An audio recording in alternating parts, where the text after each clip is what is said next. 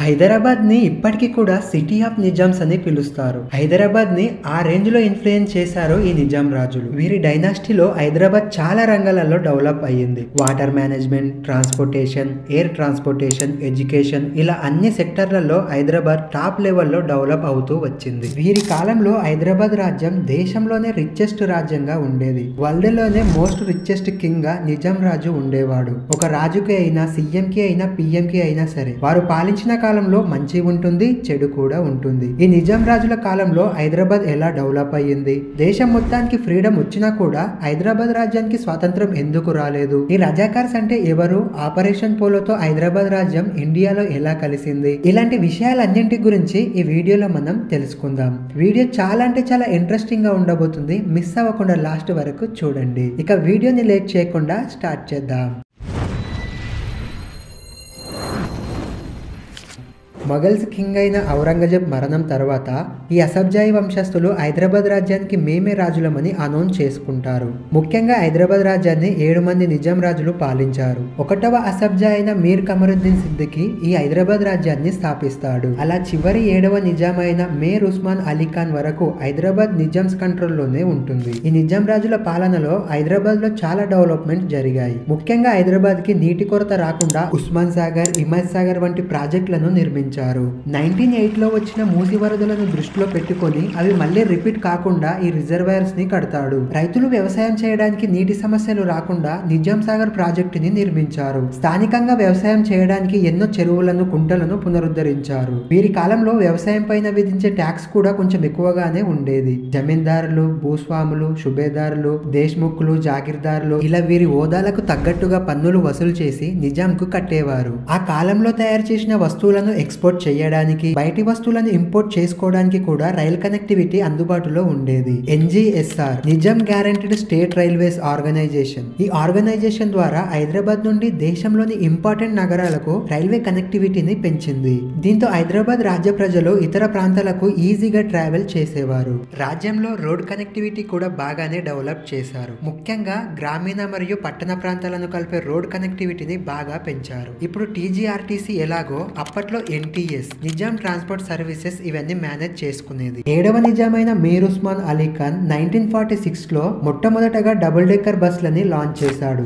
ఇప్పుడున్న జనరేషన్స్ కి ఏమో కానీ 19 జనరేషన్స్ కి మాత్రం ఈ బస్సులు అంటే ఒక ఎమోషన్. 19 కిడ్స్ లలో ఈ బస్సులు అంటే తెలియని వారే ఉండరు. 1946 నుండి చివరగా 2003 వరకు ఈ బస్సులు నడిచాయి. అంతేకాకుండా ఎయిర్ ట్రాన్స్పోర్టేషన్స్ కూడా హైదరాబాద్ లో లాంచ్ చేశారు. 1932 లో అప్సిగూడలో విమానాలు ల్యాండ్ అవ్వడానికి, టేక్ ఆఫ్ అవ్వడానికి ఒక ఎయిర్ స్ట్రీమ్ ని ప్రారంభించారు. ఆ తర్వాత 1936 లో బేగంపేట్ లో ఒక ఎయిర్పోర్ట్ ని ఎస్టాబ్లిష్ చేశారు. ఇది డక్కన్ ఎయిర్వేస్ ఆర్గనైజేషన్ ఆధ్వర్యంలో పనిచేసేది. ఈ బేగంపేట్ ఎయిర్పోర్ట్ అప్పట్లోనే ఇంటర్నేషనల్ ఎయిర్పోర్ట్ గా పనిచేసేది. ముఖ్యంగా హైదరాబాద్ నుండి పాకిస్తాన్ కి ఎక్కువగా ఏరోప్లేన్ సర్వీసెస్ నడిచేవి. సౌదీ అరేబియాలోని మక్కా, మదీనా, హజ్ యాత్రలకు వెళ్లడానికి ఈ విమానాలు నడిచేవి. హైదరాబాద్ రాజ్యంలో ముస్లింల జనాభా ఎక్కువగా పెంచడానికి ఇతర దేశాల నుండి కూడా ముస్లింలను హైదరాబాద్ కి తీసుకురావడానికి ఈ ఏరోప్లేన్స్ ని వాడారు. ఈ బేగంపేట్ ఎయిర్పోర్ట్ నుండి ఇండియాలో ఉన్న మెయిన్ సిటీస్ కి కూడా ఎయిర్ కనెక్టివిటీ ఉండేది. ఈ నిజామ్స్ కాలంలో ఎంతో అద్భుతమైన కట్టడాలు జరిగాయి. హైదరాబాద్ ఆర్కిటెక్చర్, ఇన్ఫ్రాస్ట్రక్చర్ పరంగా ఇవి ఎంతో కీలక పాత్ర పోషించాయి. Chowmahalla palace, Falaknuma palace, Osmania university, high court, Purani Haveli, king Koti palace, Osmania general hospital, public gardens ఇలా అనేక కట్టడాలలో వారి వాస్తు శిల్పకళ మనకు కనిపిస్తుంది. ఈ కట్టడాలన్నింటినీ కూడా ఇప్పుడు మనం టూరిస్ట్ ప్లేసెస్ గా చూస్తున్నాం. సాలార్జంగ్ లాంటి ఉన్నతాధికారుల సలహాలతో ఓరియంటల్ కాలేజ్లను కూడా స్థాపించారు. ఉస్మానియా మెడికల్ కాలేజ్, కోటి ఉమెన్స్ కాలేజ్, ఉస్మానియా యూనివర్సిటీ వంటి వాటిని చదువుకునే వారి కోసం కట్టించారు. కానీ ఈ కాలేజెస్ అన్నింటిలో కూడా కేవలం ఉర్దూ మీడియం మాత్రమే చదవడానికి వీలుండేది. సెకండ్ లాంగ్వేజ్ గా పర్షియన్ లేదా అరబిక్ భాషలు ఉండేవి. హైదరాబాద్ రాజ్యంలో కూడా ఉర్దూ లాంగ్వేజ్ మాత్రమే అధికారిక భాషగా ఉండేది. తెలుగు, ఇంగ్లీష్ లాంగ్వేజెస్ కి అంతగా ప్రాధాన్యత ఉండేది కాదు. గ్రామీణ ప్రాంతాలలో చిన్న చిన్న ప్రైమరీ స్కూల్స్ కట్టినా కూడా అందులో ఉర్దూ మీడియం మాత్రమే అందుబాటులో ఉండేది. ఎన్ని డెవలప్మెంట్ చేసినా కూడా నిజాం గవర్నమెంట్ కి వ్యవసాయం నుండి ఎక్కువగా ఆదాయం వచ్చేది. పంటలు పండించే రైతుల దగ్గర నుండి ఎక్కువగా ట్యాక్సెస్ వసూలు చేసేవారు. అప్పట్లో దేశంలో ఎక్కువగా రాష్ట్రాల కంటే రాజ్య సంస్థానాలే ఎక్కువగా ఉండేవి. 1947 నాటికి దేశంలో 565 రాజ్య సంస్థానాలు ఉండేవి. మన దేశానికి స్వతంత్రం వచ్చాక 562 సంస్థానాలు దేశంలో విలీనం అయిపోయాయి. కానీ మిగిలిన 3 సంస్థానాలు మాత్రం దేశంలో కలవమని తేల్చి చెప్పాయి. ఆ రాజ్యాలే ఒకటి కాశ్మీర్, 2 జూనాగఢ్, మూడోది హైదరాబాద్. కరెక్ట్ గా ఈ టైంలోనే కాశ్మీర్ లోని కొంత ప్రాంతాన్ని పాకిస్తాన్ ఆక్రమించుకుంటుంది. పాకిస్తాన్ ని ఎదిరించేంతగా సైన్యం కానీ శక్తి కానీ లేకపోవడంతో కాశ్మీర్ రాజ్యం ఇండియాలో కలిసిపోతుంది. ఇక జూనాగఢ్ రాజ్యం కూడా కొన్ని రోజులకు స్వచ్ఛందంగా ఇండియాలో కలిసిపోతుంది. కానీ హైదరాబాద్ మాత్రం దేశంలో కలిసే ప్రసక్తే లేదని తేల్చి చెప్పేసింది. ఆ టైంలో హైదరాబాద్ రాజ్యాన్ని రూల్ చేసేది చివరి నిజాం అయిన మీర్ ఉస్మాన్ అలీ ఖాన్. ఇతను ఏమనుకున్నాడు అంటే హైదరాబాద్ ని పాకిస్తాన్ లాగా సపరేట్ ఇస్లామిక్ కంట్రీగా మార్చాలి అని అనుకున్నాడు. అలా సపరేట్ అయిన కంట్రీకి తుర్కిస్తాన్ అనే పేరు పెట్టి ఆ కంట్రీని కేవలం మా వంశస్థులు మాత్రమే పరిపాలించాలని అతను అనుకుంటాడు. దీని ద్వారా అసబ్జాయిల వంశం కూడా అంతం కాదు, అంతేకాకుండా పరిపాలించడానికి సపరేట్ గా దేశం కూడా ఉంటుంది అని అనుకుంటాడు. బ్రిటిషర్స్ కూడా వెళ్లే వాళ్ళు సైలెంట్ గా వెళ్లకుండా అటు పాకిస్తాన్ తో దేశంలోనే ఇంటర్నల్ గా కొన్ని గొడవలు పెట్టి వెళ్తారు. దేశంలోని రాజ్యాలన్నీ ఇండియాలో కలవాల్సిందే అని రూల్ తీసుకురాకుండా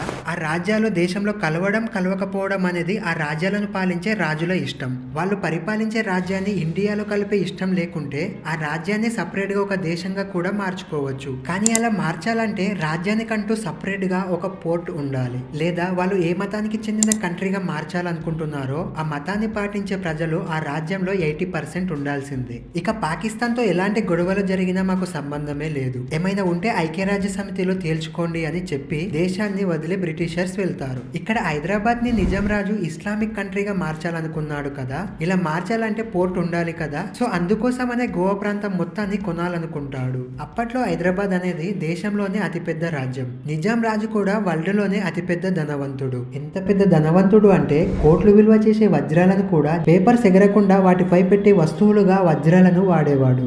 1924 లో ఫేమస్ టైమ్ మ్యాగజైన్ సైతం తన కవర్ పేజ్ పై అత్యంత ధనవంతుడని నిజాం రాజు ఫోటోని ప్రచురించింది. పాకిస్తాన్ తనకు మద్దతు ఇవ్వాలని ఆ కాలంలోనే 20 కోట్ల రూపాయలు పాకిస్తాన్ కి మిత్ర సాయం చేస్తాడు. యుద్ధంలో గెలవడానికి వేరే దేశాల నుండి వెపన్స్ కొనడానికి డీలింగ్స్ కూడా పెట్టుకుంటాడు. ఇక్కడ రాజ్యం దేశంలో కావాలంటే 80% ప్రజలు ముస్లిం మతాన్ని పాటించాలి. కానీ ఆ కాలంలో హైదరాబాద్ లో 90% హిందువులు ఉంటే కేవలం 10% మాత్రమే ముస్లింలు ఉండేవారు. ఎలాగైనా సరే ముస్లింల సంఖ్య పెంచాలని రజాకార్ల కమాండర్ అయిన కాసిం రజ్వీకి ఈ సమస్యని అప్పగిస్తాడు.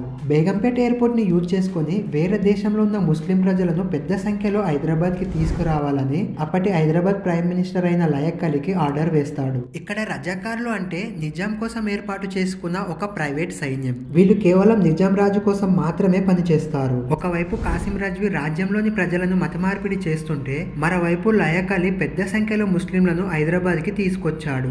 ఈ అరాచకాలన్నీ అప్పటి సెంట్రల్ మినిస్టర్ అయిన సర్దార్ వల్లభాయ్ పటేల్ గారికి తెలుస్తుంది. మీరు మ్యాప్ లో చూసుకున్నా కూడా హైదరాబాద్ అనేది దేశానికి ఒక హృదయం లాంటిది. అలాంటి హైదరాబాద్ సపరేట్ దేశంగా మారితే ఖచ్చితంగా ఫ్యూచర్ లో ఇండియాకి పెద్ద పెద్ద సమస్యలే వస్తాయి. అంత పెద్ద రాజ్యానికి రాజు ధనవంతుడైన నిజాం నవాబును ఎదిరించాలంటే అంత మామూలు విషయం మాత్రం కాదు. సర్దార్ వల్లభాయ్ పటేల్ గారు ఈ విషయంలో ఆచితూచి వ్యవహరించాలని అనుకుంటాడు. చర్చలతో ఈ ప్రాబ్లం ని సాల్వ్ చేయాలని ఎంత ట్రై చేసినా కూడా నిజాం రాజు మాత్రం హైదరాబాద్ రాజ్యాన్ని సపరేట్ దేశంగా మార్చి తీరుతా అని చెప్పేస్తాడు. నిజాం రాజు శత్రు దేశమైన పాకిస్తాన్ తో సంబంధాలు కలుపుకోవడం, రజాకాల అరాచకాలు బరితెగించడం ఇవన్నీ సర్దార్ వల్లభాయ్ పటేల్ గారిని కదిలించాయి. హైదరాబాద్ పై యుద్ధం చేస్తే కానీ దారికి వచ్చేలా లేదు అని 1948 సెప్టెంబర్ 13న పోలీస్ చర్య రూపంలో ఈ ఆపరేషన్ ని స్టార్ట్ చేస్తారు. ఆ తర్వాత ఆపరేషన్ పోలోగా మారి హైదరాబాద్ నిజాం పైన విజయం సాధిస్తారు. పటేల్ గారికి హార్ట్ ప్రాబ్లం ఉన్నా కూడా ఇండియా బాగు కోసం ఈ పోలీస్ చర్యని ప్రారంభించి ఐరన్ మ్యాన్ ఆఫ్ ఇండియా, భారతదేశ ఉక్కు మనిషి అనే బిరుదుని పొందాడు.